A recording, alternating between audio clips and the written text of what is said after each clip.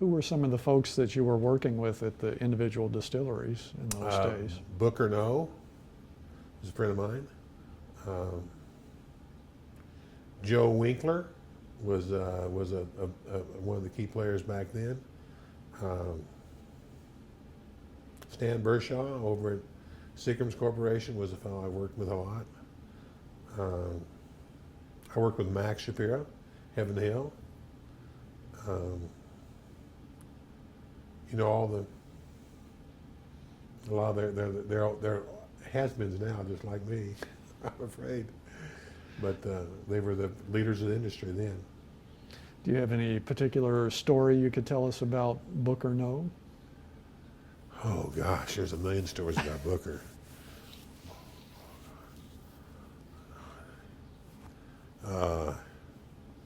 One time Booker said, "My God, John, you don't want to kill no bar.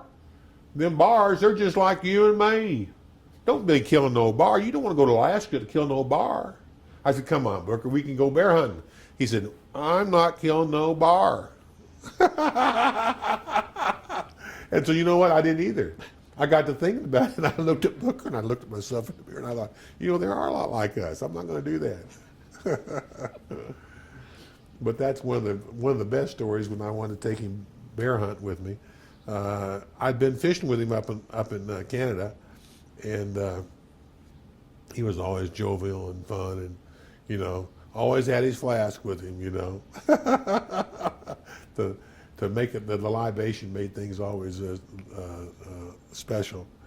And then he going to his home and having biscuits and gravy at his home, sitting in the kitchen with him. Booker was really special, really special. Booker was of all the guys I think I worked with, he was one of the most memorable characters and pleasurable men to be around. What did he teach you about the business? Booker? Well, it taught me how to drink whiskey straight. You know,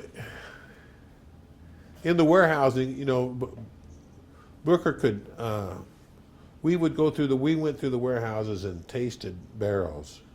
And we would drill into a barrel, take samples, and then plug that hole, and sample. And Booker taught me that it was all good. But there was quite a difference. And he taught me the difference of the flavors, you know, between, you know, I had no idea, but different barrels taste different. The product that comes out of the still is the same, almost exactly the same, but the barrels themselves have individual character. And I think, and later after studying it, you know, now I know why, but I didn't know why then. And I think that Booker's knowledge about the individual character of barrels made me study barrel flavors and what causes the barrel flavors to be different. And it's things like growth rings per inch. If it's really fast growth timber, it tastes quite different than if it's slow growth timber. But he, by teaching me that the barrels tasted differently, and that he called them honey barrels when they were really good, and then I learned and studied to determine what it was that made a honey barrel.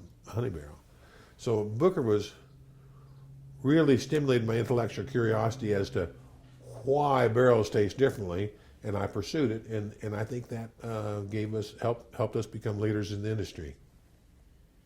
What about Max Shapira? Any stories or memories of working with him?